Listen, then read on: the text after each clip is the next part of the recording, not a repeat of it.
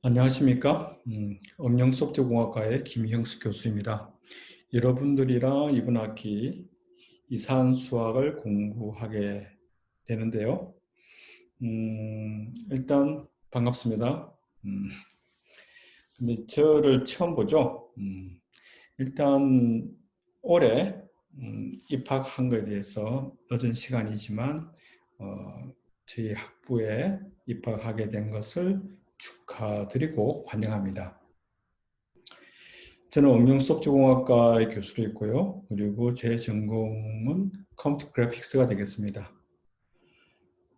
제가 이 학교 온 지 1999년에 왔는데 꽤나 시간이 되었고 이제 여러분들은 이제 들어왔고 그래서 학교 생활에 대해서 제가 여러분들에게 조금이나마 도움 더 드릴 수 있을 것 같고요. 일단 이번 학기에 여러분들과 수업을 하게 될 교과목 책자를 한번 보게 될까요? 그리고 보고 난 다음에 저에 대해서 조금 더 소개하는 시간 갖도록 할게요. 화면 공유를 한번 해보겠습니다. 어,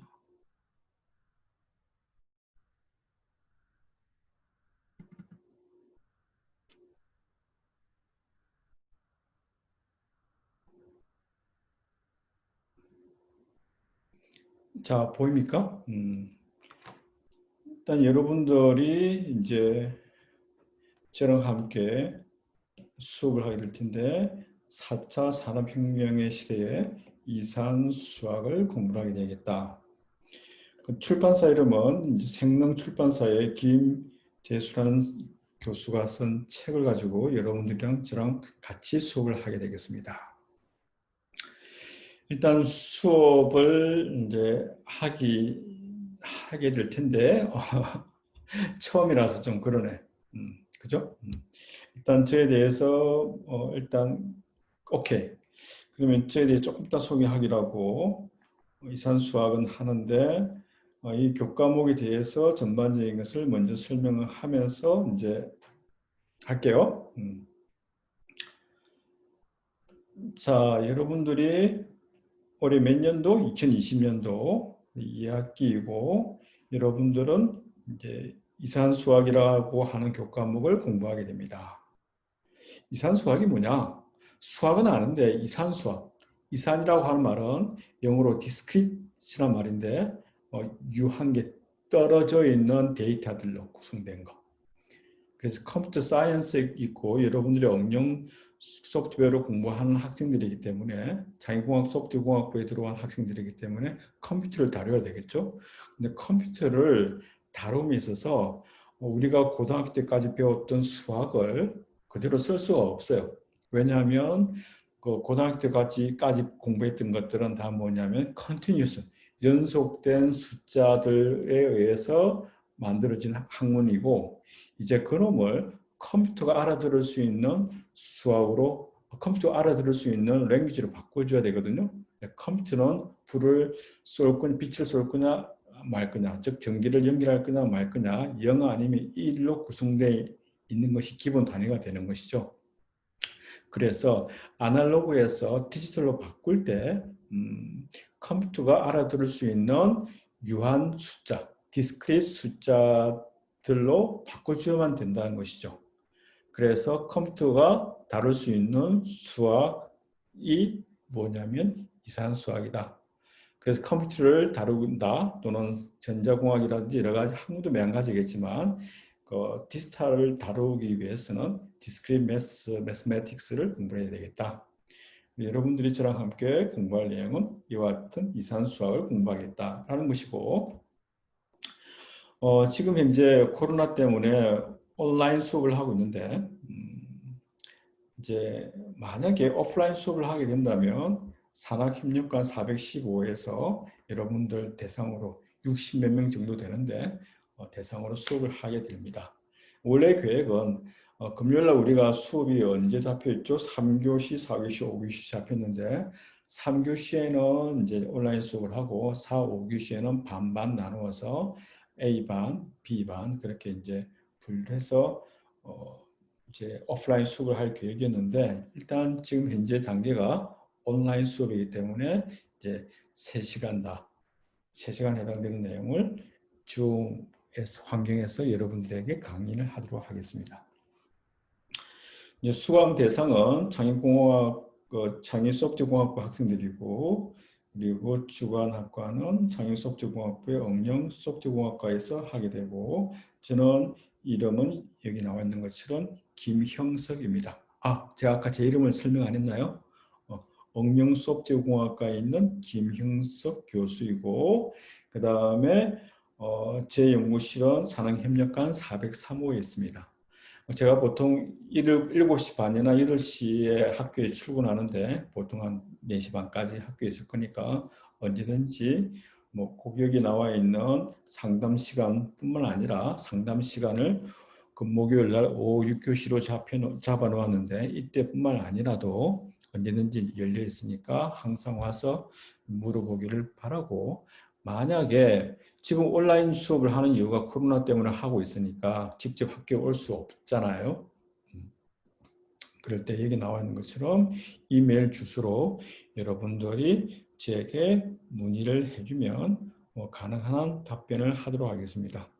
물론 이제 수업을 줌으로 계속 하다 보면 실시간으로 할 가능성이 많은데, 그때 수업 시간에 60명 학생들이 다 줌에 들어와서 묻고 답하고 할 수 있으니까 이제 상황을 봐서 줌 수업을 하게 된다면은 그때 실시간으로 물어보면 될 것 같고, 그러지 않을 때는 이메일로 물어보면 될 것 같아요. 자, 그리고 저에 대해서 조금 더 관심을 가지고 싶은 친구 있는지 없는지 모르겠지만 제 홈페이지가 이렇게 되어 있는데 홈페이지를 한번 들어가 볼까요? 오케이, 이거 완료하고 그 다음에 어떻게 되어 있나? 잠깐만요. 크롬에 들어가 있었나? 오케이, 여기 있네요. 제 홈페이지가 효민.deu.ac.kr 그리고 슬래시하고 슬래시하고 틸다 hs 키에 들어가게 되면 여기에 나와 있는 것처럼 제 사진이 있고, 그리고 관계되는 내용을 이제 확인할 수 있겠습니다. 아까도 이야기했던 것처럼 저에 대해서 약간 소개를 해야 될 것 같으니까, 저는 99년도에 이 학교에 왔고요. 이력서를 한번 볼까? 이제 카이스트에서 이제 공부를 박사학위를 했고요. 그리고 뭐 이와처럼 몇 년 전에는 ICT 공과대학교 학장도 했습니다. 우리 단과대학을 이끌고 학생들에게 도움될 수 있는 그런 환경도 마련했는데, 산학협력관 4층에 있는 실습 프라임 학습실 있죠. 그때 만들어진 거라고 생각하시면 되고, 코로나가 환경이 좀 바뀌게 되면 거기에서 공부를 여러분들이 많이 하면 좋을 것 같아요. 일단 뭐 자세한 내용 할 필요는 없을 것 같고, 그래서 저희 전공은 아까도 얼핏 이야기했는지 모르겠지만 컴퓨터 그래픽스가 되겠습니다. 여기 나와 있는 것처럼 컴퓨터 그래픽스가 되고, 그리고 요즘에는 뭘 공부하고 있냐면은 딥러닝에 관계되는 내용인데, 딥러닝을 다루는 응용 분야가 꽤 많은데 그 중에서 뭐가 되느냐면은 딥러닝의 데이터를 많이 이제 넣어서 그것을 어떻게 분류하는지 여러 가지 문제를 다루고 있는 것이죠. 그런데 그 데이터들의 피처들을 자동적으로 미리 분석을 해준다면 좋은 결과를 얻을 수 있거든요. 그래서 요즘에 제가 하고 있는 것들은 뭐냐면 그 수학에 나오는 토폴로지컬 데이터 애널리시스라고 해서 그 분야를 공부하고 있습니다.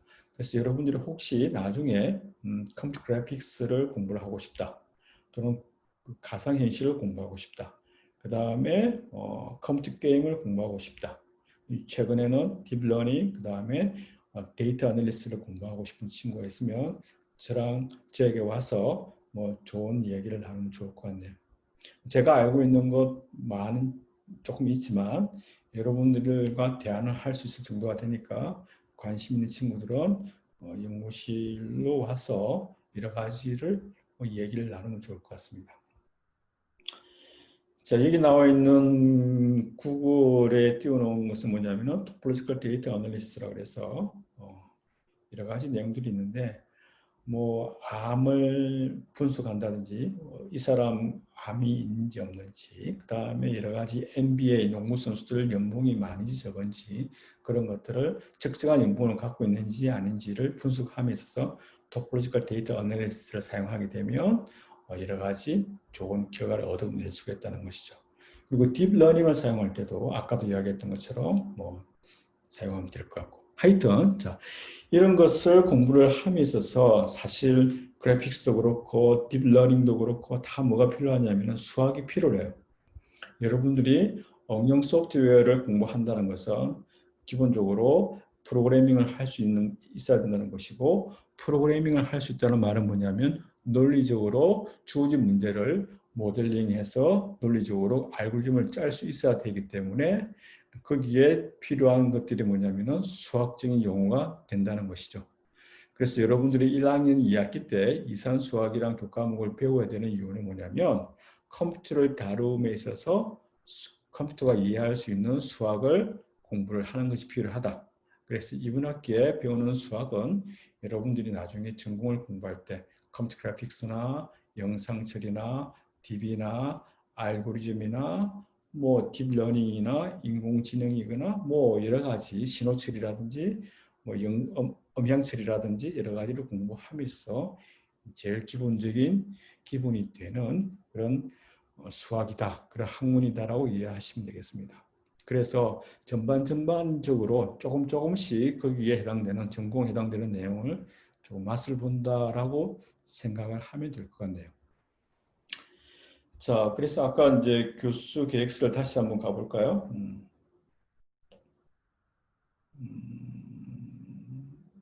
이건가? 오케이. 자, 그래서 그러면 이 교과목은 뭘 배울까? 교과목 개요를 한번 살펴볼까요? 교과목 개요라고 하는 것은 컴퓨터 관련 과목을 이수하기 전에 필요로 하는 지식인 이상 개념의 기초를 둔 학문으로서 수학적 논리, 그다음에 집합, 함수, 행렬, 관계, 트리, 그래프, 불대수, 조합, 알고리즘 등을 다룬다. 어머나 너무 많은 걸 다루는 거 아닐까? 논리는 조금 뭔가 알 것 같기도 하고 집합은 고등학교 때 배웠고 함수도 고등학교 때 배웠으니까 그렇게 어려운 거 없을 것 같고 행렬도 요즘에 수능에 행렬이 안 나오죠. 예전에는 행렬이 나왔는데 어쨌든 행렬을 이제 배우게 될 거고 그 다음에 관계라 그래서 relation 집합과 집합 사이에 서로 어떤 관계 있는지 명제랑 명제 사이에 동일한 같은 의미를 갖고 있는 명제인지 아닌지 뭐 그런 어떤 관계를 배우는 게 되고 그놈들로부터 여러 가지 뭐 많은 내용들을 이제 사용할 수 있게 될 텐데 기본적인 것이기 때문에 관계를 공부하게 될 겁니다. 그 다음에 데이터를 뭐 실생활의 조직도라든지 그 다음에 사람의 몸의 관절이라든지 뭐 그런 거를 이제 뭐 이제 다룰 때 사용하는 것이 트리 구조인데 그 다음에 A 도시에서 B 도시로 가는 어떤 길이 있는데 길 통로라든지 뭐 여러 가지 실생활에 관계되는 것을 나타낼 때 사용하는 데이터 자료 구조들이 트리가 있을 수도 있고 그래프가 있을 수 있는데 거기에 관계되는 기본적인 내용들을 공부하게 될 거고요. 그리고 조합이라고 그래서 컨비네이션이라고 이야기를 하죠. 여기는 나중에 리커시브 알고리즘을 다루기 위해서 컨비네이션에 관한 내용을 이제 공부하게 되죠. 그리고 알고리즘도 이제 기본적으로 이런 것이 알고리즘이구나라는 사실을 공부하게 되면 나중에 즉 2학년 올라가게 되면 데이터 스트럭처를 공부하게 되고 그 다음에 3학년쯤 되게 되면 알고리즘을 공부하게 될 겁니다. 그래서 논리적으로 어떤 문제를 모델링해서 논리적으로 구현한 다음에 뭔가 프로그램이 돌아가도록 만들게끔 하는 것이 알고리즘이고 이 내용을 바탕으로 해서 영상 처리, 컴퓨터 그래픽스, 컴퓨터 게임, 뭐 데이터 마이닝, 딥러닝 여러 가지를 다 할 수 있는 그런 중요한 내용을 이제 다루겠다라는 것이죠. 그래서 이 교과목을 이제 공부를 하게 되면 여러분들이 수업을 잘 받았는지 내가 한 학기 동안 수업을 잘했나? 못했나? 학점이 좋다, 나쁘다라는 것도 의미가 있을 수도 있겠지만 그것보다도 이 교과목 교육 목표를 제대로 달성했는지 안 했는지를 여러분들이 자체적으로 분석할 수 있을 텐데 실생활 문제를 컴퓨터가 다룰 수 있도록 하는 데이터의 표현과 연산 방식을 설명할 수 있는지 없는지 다시 말하면 아까 이야기했던 트리, 그 다음에 그래프 요 두 개를 잘 사용할 수 있는지 없는지를 이제 물론 모든 걸 다 사용할 수 있는 건 아니고 이런 것이 있다. 이것을 여기다 적용하면 되겠다. 그 정도로 알 수 있는지 없는지를 테스트하면 좋을 것 같고 그 다음에 주어진 문제를 논리적인 사고를 통해서 알고리즘화할 수 있어서 프로그래밍을 할 수 있는 능력이 있는지 없는지를 해야 되는데 그래서 증명법에 대해서 여러분들이 조금 더 능력을 많이 배양을 시켜야 될 것 같습니다. 자, 그리고 이 수업을 받기 전에 반드시 들어야 될 선수 과목이 있느냐? 근데 1학기, 1학기 때 배웠던 기초 수학하고는 조금 달라요. 기초 수학은 뭐 여러분들 공부해서 알겠지만 이분적분학이잖아요. 컨티뉴스, 연속 함수, 연속적인 데이터들을 다루는 학문이기 때문에 그것은 나중에 이제 미분을 사용해서 기울기라든지 여러 가지 어떤 거에서 그쪽 컨티뉴스 타입에 해당되는 수학이라 그러면 이제는 디스크릿 매스이기 때문에 컴퓨터가 다룰 수 있는 수학이라고 해서 조금 별개라고 생각하면 돼요.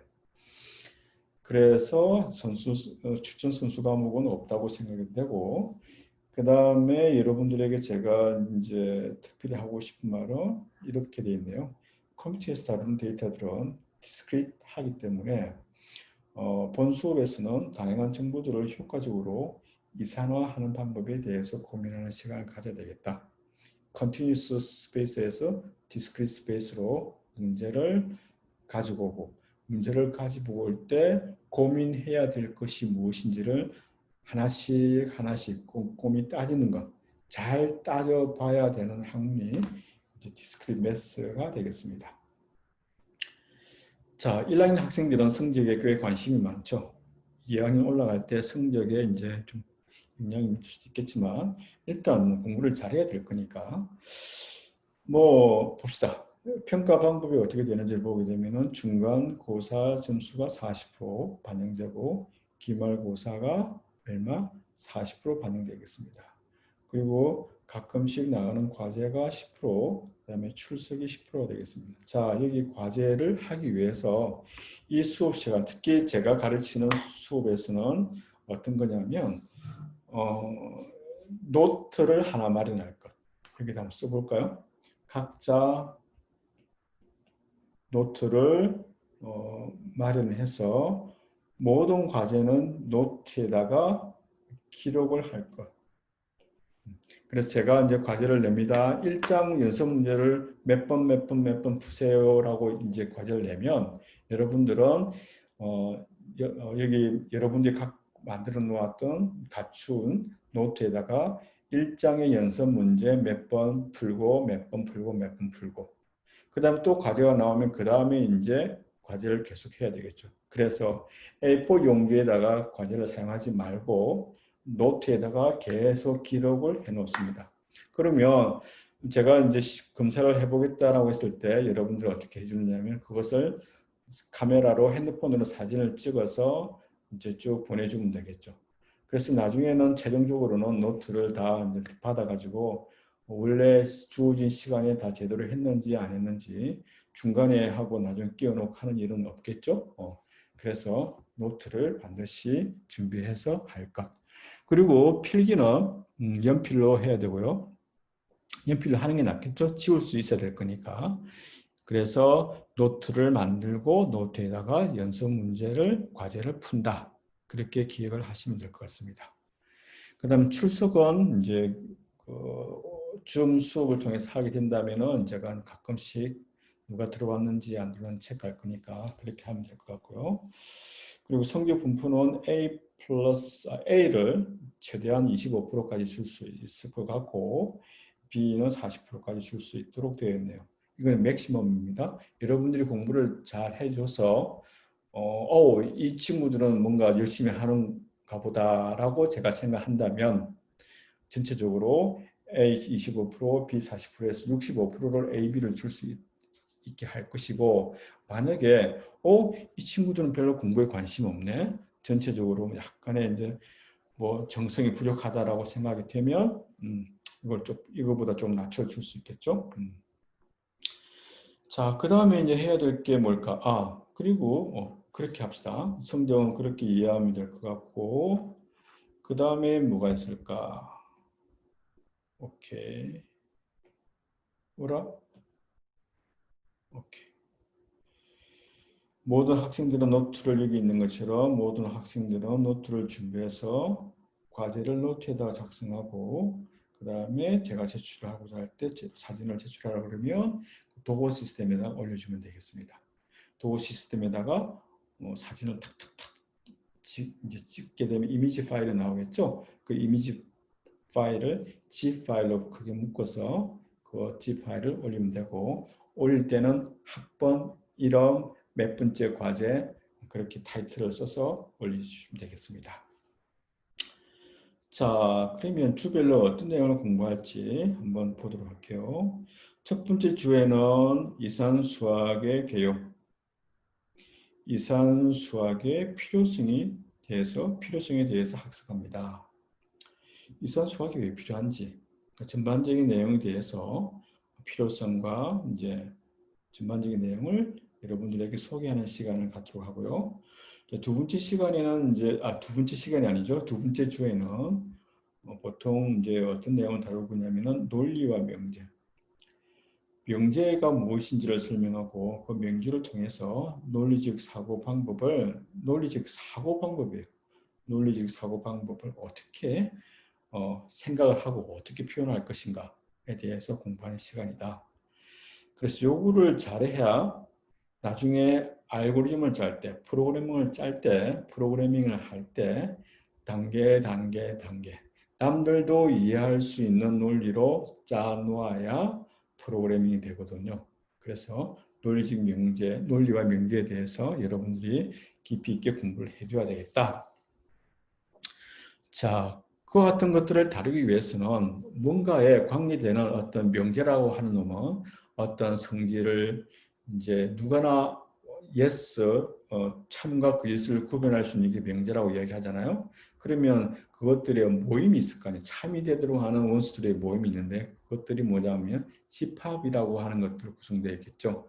그래서 집합에 관계되는 내용들을 3주에 공부하게 될 텐데 특정한 성질을 만족하는 것들의 모임이고 이들의 연산관계, 다시 말하면 합집합, 교집합, 차집합, 그 다음에 여집합 그런 것들에 관해서 공부를 할 거고 그 다음에 이런 것들을 바탕으로 해서 정명법을 4주차에 공부를 하겠습니다. 주어진 명제를 논리적으로 증명하는 방법을 수학적 기납법 같은 걸 공부하게 될 거고 아까 이야기했던 것처럼 프로그래밍 할 때 명령 과정이 어떻게 되는지 그런 것을 공부하게 되는 시간이 4주차 시간에 하게 되겠습니다. 그 다음 5주차 때는 두 집합 사이에 어떤 유사 관계가 있는지 없는지 유사 관계가 있다는 말은 두 집합들끼리 같은 분류로 해도 되지 않을까라는 것이죠. 그래서 두 집합 사이의 유사관계 성질을 학습하여 자료 분류를 효과적으로 치료할 수 있는 방법을 학습하겠다. 자, 그러한 집합들이 특정하게 어떤 성질을 만족하는 게 있는데 그 컴퓨터에서 내부적으로 어떻게 그 집합들을 다룰까에 대해서 자료 구조라고 하는 것을 배우게 되는데 자료 구조에서 많이 사용되는 자료 구조가 그래프라고 하는 놈이 있습니다. 그래서 컴퓨터 자료 구조에서 많이 사용되는 그래프의 개념을 설명하고 그 다음에 그런 그래프에는 어떤 종류가 있는지를 분석할 겁니다. 그래서 그래프라고 하는 놈이 뭐 예를 들어서 서면에서 동의대학교까지 가는 제일 짧은 거리를 찾자. 여러분들이 내비게이션 운전을 하고 있는지 없는지 모르겠지만 A라는 위치에서 B라는 위치까지 가기 위해서 제일 짧은 시간에 갈 수 있는 것 또는 제일 빠른 시간에 갈 수 있는 것, 뭐 여러 가지 어떤 목적에 부합하는 이제 길을 찾는 것 그런 문제를 사용할 때도 뭐냐면 어떤 점에서 점을 연결하는 뭐 그래프들 중에서 제일 짧은 거리 뭐 shortest spanning tree를 찾는다든지 뭐 그런 어떤 방법도 사용하기도 하고 일반적으로는 그래프라고 하는 놈이 자료 구조에서 많이 사용되기 때문에 그러한 그래프가 어떤 성질을 갖고 있는지를 공부를 하는 시간을 갖도록 하겠습니다. 자, 이렇게 이제 7주까지 공부하고 나면 그 다음에 뭐가 있죠? 중간 시험이 있습니다. 그래서 지금까지 공부한 내용을 복습하는 시간이기 때문에 여러분들이 한꺼번에 하려고 하면 힘들겠죠? 그래서 한 주 한 주 공부가 끝나면 뒤에 챕터가 끝날 때마다 연습 문제를 반드시 풀어보는 게 중요하겠죠. 그래서 제가 따로 문제를 물론 매주마다 내긴 내겠지만 여러분들이 이제 연습 문제를 꼬박꼬박 풀어가는 과정이 필요하다라는 것이죠. 그 다음에 중간고사 치고 나면 트리에 관해서도 공부를 하게 될 거고 트리를 공부하게 되고 그러니까 자료 구조에서는 트리하고 뭐가 중요하냐면 그래프가 중요하다. 트리가 조금 더 이지하고 그 다음에 그래프가 조금 더 공부하기가 어려울 거예요. 뭐 내용은 상관없겠지만 뭐 대충 일단 지금 현재는 맛을 보는 거니까 너무 부담 갖지 말고 자, 그 다음에 이제 순율과 조합에 관해서 이산적 확률도 공부하게 돼. 여기서 중요한 것은 적이적 관계를 어떻게 표현할 수 있을까?